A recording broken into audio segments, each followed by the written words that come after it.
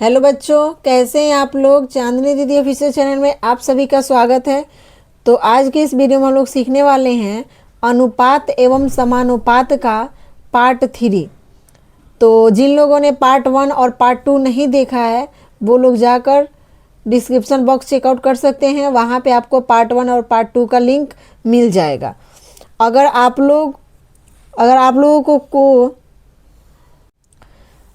लोगों को भी अनुपात एवं समानुपात के प्रश्न जो हैं वो हल करने में परेशानी होती है, ऐसे प्रश्न को देखकर समझ में नहीं आता कि कौन सा फॉर्मूला लगाएं, इसे कैसे बनाएं, तो आज की वीडियो आपके लिए है। हम महत्वपूर्ण प्रश्न करेंगे, तीन महत्वपूर्ण प्रश्न करेंगे बिल्कुल ही आसान तरीके से। वीडियो को अंत तक जरूर देखिएगा, क्योंकि इसे सीखने के बाद ऐसा प्रश्न आप खुद से हल कर पाएंगे। ठीक है, तो चलिए बने रहिए हमारे साथ वीडियो में। वीडियो को फुल वॉच जरूर कीजिएगा, नहीं तो आपको तीनों क्वेश्चन समझ में नहीं आएगा। चलिए पहले क्वेश्चन को हम सॉल्व कर लेते हैं। ठीक है, तो पहला क्वेश्चन है हल। सॉरी, यहाँ पे हम पहले क्वेश्चन को लिख लेते हैं। पहला क्वेश्चन है, यदि 8:12 समानुपात x अनुपात 18 तो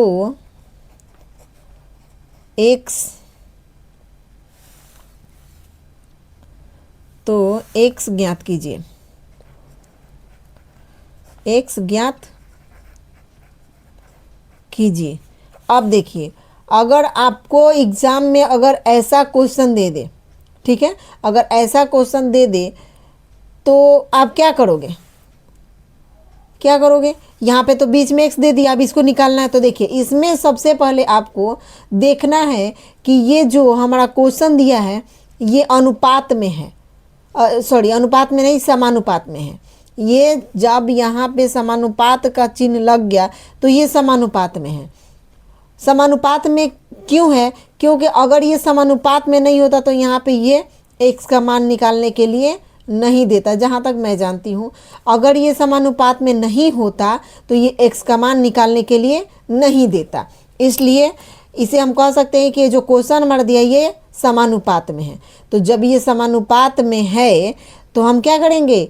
सिंपल सा, इसमें हम समानुपात का क्या करेंगे? फॉर्मूला लगा देंगे। तो चलिए बना लेते हैं। इसमें समानुपात का फॉर्मूला लगाएंगे। समानुपात का 2 फॉर्मूला होता है। कितना फॉर्मूला होता है? समानुपात का 2 फॉर्मूला। चलिए हम यहाँ पे समानुपात का फॉर्मूला देख लेते हैं। एक फॉर्मूला होता है a/b बराबर c/d। आप ऐसे निकाल सकते हैं, इन दोनों को क्या करेंगे? बराबर कर देंगे। अगर इसका मान और इसका मान बराबर आ गया तो ये क्या है? समानुपात में है।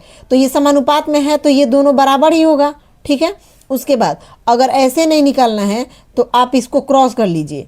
a गुना d आप बराबर क्या? b Guna c। a Guna d और b गुना c। ठीक है, तो इस पे भी इसका गुणनफल और इसका गुणनफल अगर बराबर आ गया तो ये समानुपात में है। तो चलिए हम इसको फॉर्मूला पे तोड़ लेते हैं। तो लिखेंगे यहाँ पे सूत्र से। क्या लिखेंगे? सूत्र से। सूत्र क्या है हमारा? a गुना d बराबर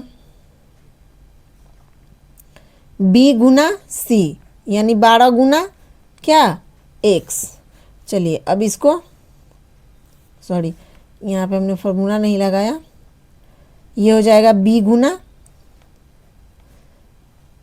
गुना c। ठीक है, चलिए अब इसी पे इसको तोड़ लेते हैं। a क्या है? 8 गुना d क्या है? 18। तो 8 गुना 18 बराबर b क्या है? 12 गुना c क्या है? x। चलिए अब देख लेते हैं। ये x में 12 क्या कर रहा है, गुना कर रहा है, इधर आएगा तो क्या करेगा, भाग करेगा। तो हो जाएगा ये 8 गुना 18 आप बट्टा में 12, इधर गुना में तो इधर भाग में आ जाएगा, इक्वल टू x। अब इसको काट लेते हैं। ये 12 कटेगा कितना से, 6 से, 6 दूनी 12, 6 दूनी 12, 6 से 12 कटेगा 2 बार में, या 6 से 18 कटेगा 3 बार में, ठीक है। फिर ये 2 से 8 कटेगा कितनी बार में, 4 बार में, ठीक है। तो चलिए अब लिख देते हैं, इसलिए x बराबर क्या है, 12। अब देखिए ये x का मान क्या आ गया, 12, ये हमारा हो गया आंसर।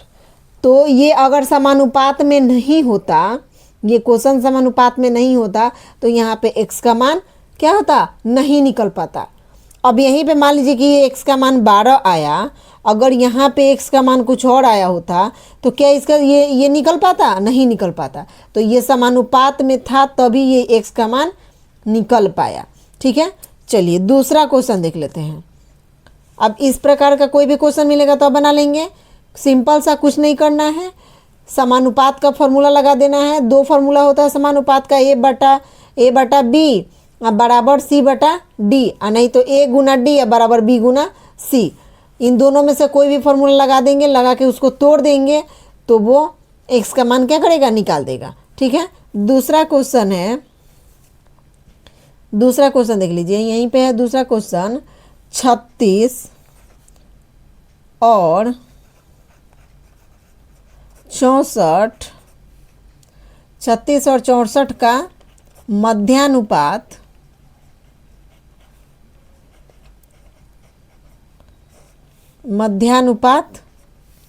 ज्ञात कीजिए।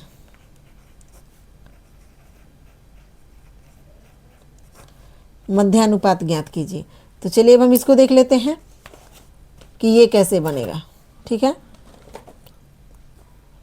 देखिए ये 36 और जो 24 है, इसका हमें मध्यानुपात निकालना है। क्या निकालना है, मध्यानुपात। तो मध्यानुपात निकालने से पहले हमें मध्यानुपात का फॉर्मूला पता होना चाहिए। तो चलिए हम बना लेते हैं। तो देखिए मध्यानुपात का फॉर्मूला होता है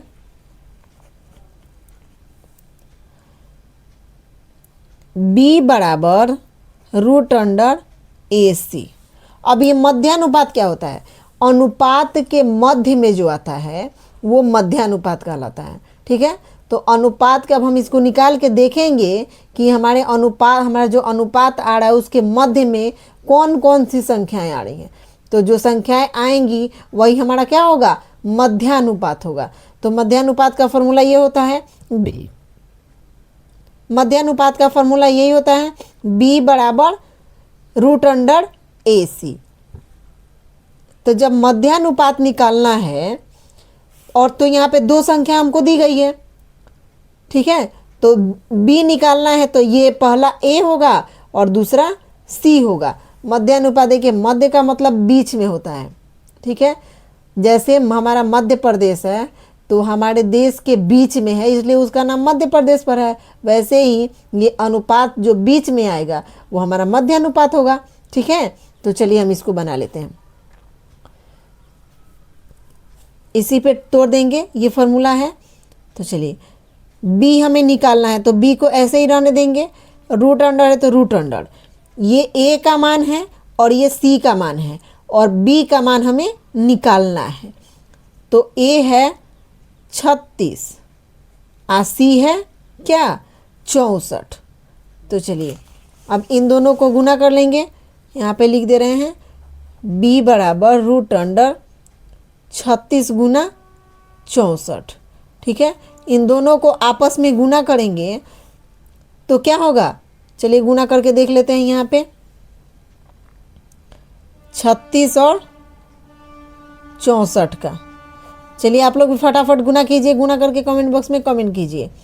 ये 4 में 6 से गुना करेंगे तो क्या होगा, 6 चौके 24 का 4 हाथ में 2 और 4 तियाँ 12, 12 और 2 14, ठीक है। 12 2 14। फिर 6 में 6 से गुना करेंगे तो 36 होगा, 36 का 6 लिखेंगे, हाथ में 3 बचा, 6 3 18 18 और 3 21, तो ये 21 हुआ। चलिए जोड़ लेते हैं, ये 4 हुआ, 6 4 10 का 0 हाथ में 1 1 1 2 1 3 और ये 2। ठीक है, ये आया।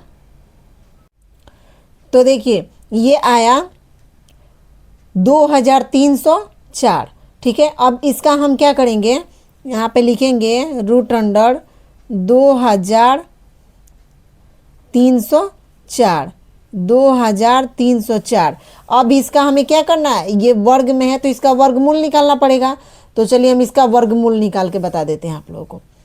तो यहाँ पे लिख लेंगे 2034। वर्गमूल कैसे निकलता है ये भी आप लोग साथ साथ में देखते चलिए, सीखते चलिए।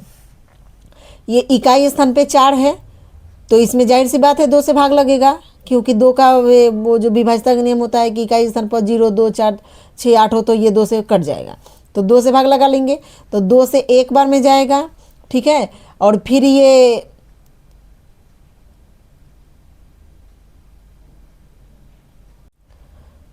2 से एक बार में जाएगा, फिर ये बचा 0 तो 0 को हम ऐसे ही उतार देंगे। ठीक है, और फिर ये 2 से 3 जाएगा कितनी बार में, एक बार में। यहाँ पे बचा 1 1 पर 4 क्या होता है, 1 पर 4 14, तो 2 सते 14। ठीक है, तो ये आया हमारा 2304। अब हम इसका वर्गमूल निकाल के आप लोगों को बता देते हैं। यहाँ पे लिख लेंगे 2304। चलिए हम इसको कटा लेते हैं।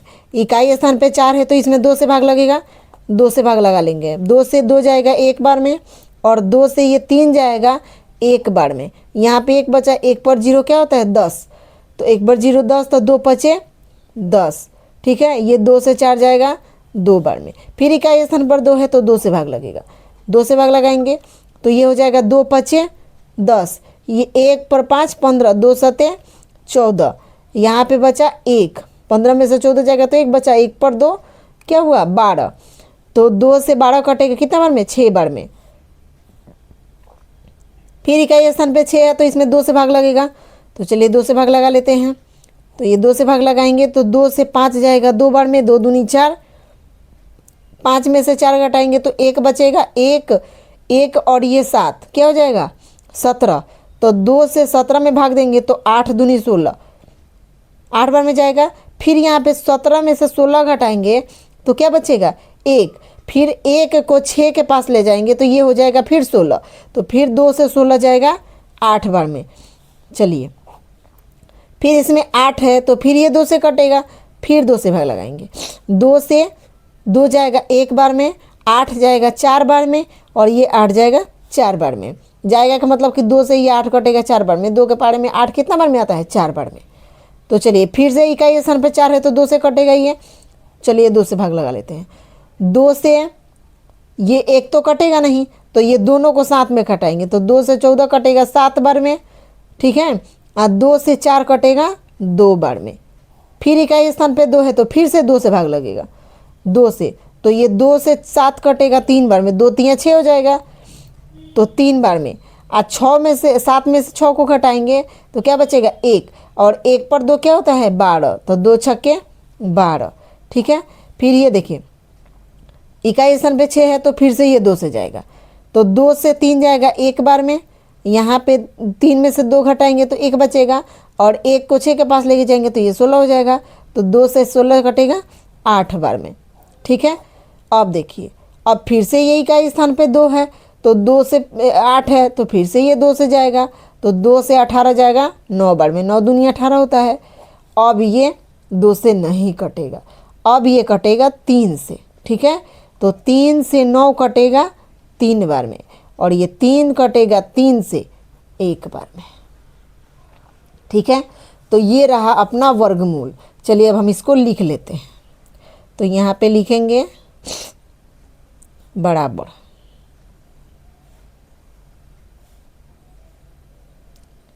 ये हुआ।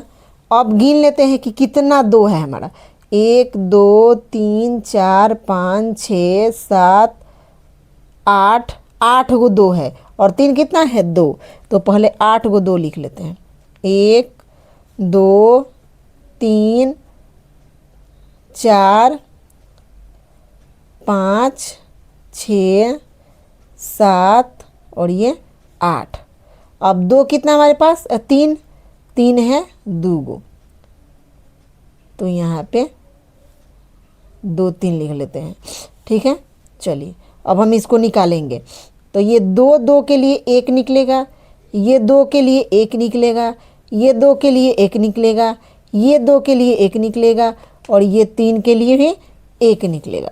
तो कितना हुआ 1 2 3 4, 4 गो 2 निकलेगा और 1 गो 3 निकलेगा। तो चलिए निकाल लेते हैं। 1 2 3 4 और 3 कितना निकलेगा 1। गुना कीजिए, 2 दूनी 4, 4 दूनी 8, 8 दूनी 16 और 16 तियाँ 48, 16 तियाँ 48। ठीक है, तो ये आया b का मान। क्या आया b इक्वल टू 48। अब इसे मध्यानुपात के क्या करेंगे, मध्यानुपात के व्यापक रूप पे इसको सजा के देखेंगे। तो मध्यानुपात का व्यापक रूप होता है a अनुपात b समानुपात b अनुपात c। चलिए सजा लेते हैं। a क्या है हमारा 36, तो 36 अनुपात b क्या आया 48 समानुपात, फिर से b क्या आया 48 अनुपात c क्या था हमारा 64। तो ये हुआ व्यापक रूप। अब देखिए,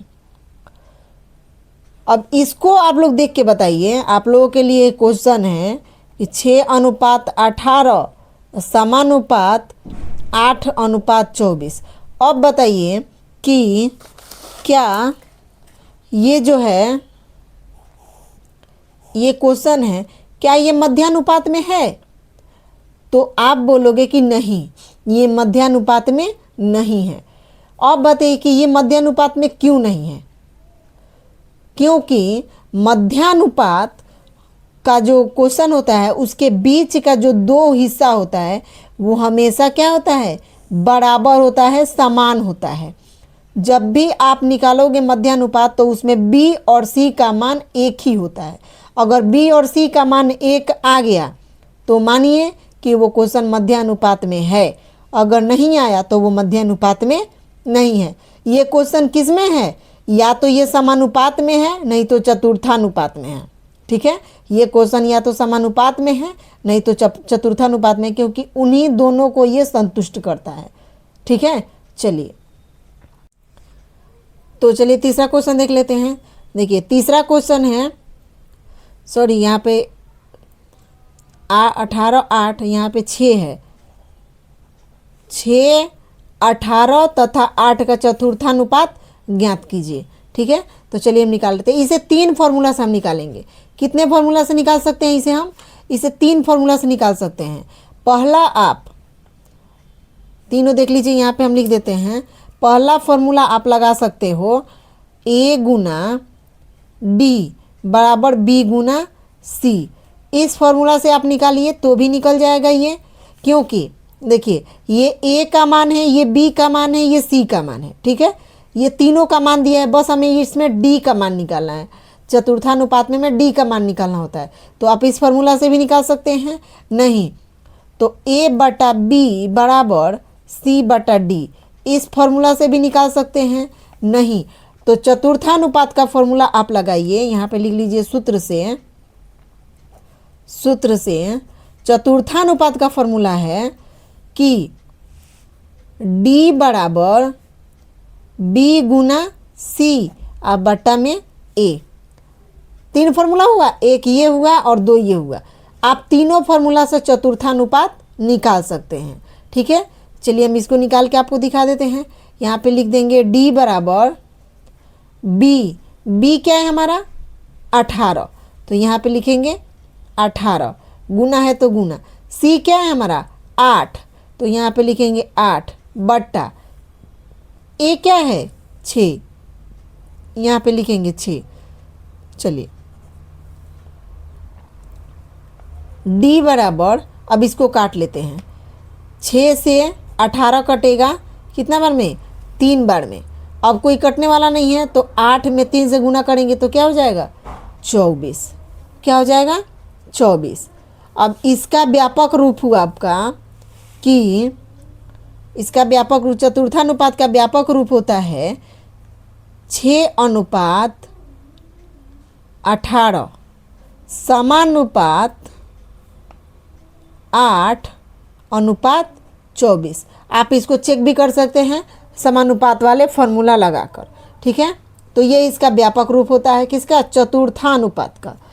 अब देख के बताइए कि क्या ये जो आपको दिख रहा है व्यापक रूप, ये समानुपात का है कि चतुर्थानुपात का है। इसे देखकर आपको क्या लग रहा है, कन्फ्यूजन में तो नहीं आ गए आप लोग कि अरे ये तो समानुपात का है व्यापक रूप।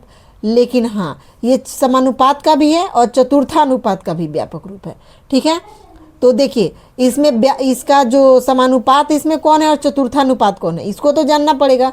तो ये जो देखिए, ये जो पूरा संबंध आपको दिख रहा है, ये जो पूरा व्यापक रूप आपको दिख रहा है, ये क्या है, ये है समानुपात, ठीक है। और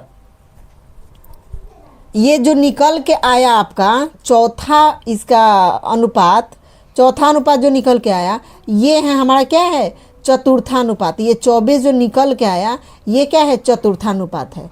तो दोनों में अंतर समझ गए। ये पूरा जो रूप है ये समानुपात का रूप है और ये जो निकल के आया है ये चतुर्थानुपात है, ठीक है। तो उम्मीद करती हूँ कि आज का वीडियो आप लोगों को बहुत पसंद आया होगा, ठीक है। तीनों ही प्रश्न आपको अच्छे से समझ में आ गए होंगे। अब आप ऐसे प्रश्न आसानी से हल कर पाएंगे, अब आपको कहीं भी दिक्कत नहीं होगा ऐसे प्रश्नों में, ठीक है। अगर वीडियो पसंद आया हो तो इसे लाइक कीजिएगा, वीडियो को ज़रूर से ज़रूर लाइक कीजिएगा।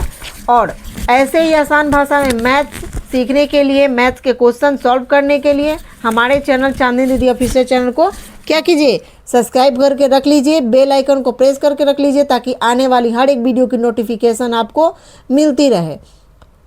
इस अध्याय से जुड़ा अगर कोई भी सवाल आपके मन में चल रहा हो, कहीं भी आपको डाउट हो, तो आप कमेंट बॉक्स में कमेंट जरूर कर सकते हैं, हमसे पूछ सकते हैं, ठीक है। तो चलिए मिलते हैं अगले वीडियो में। तब तक के लिए वीडियो को फुल वॉच करने के लिए आपको दिल से धन्यवाद। जय हिंद।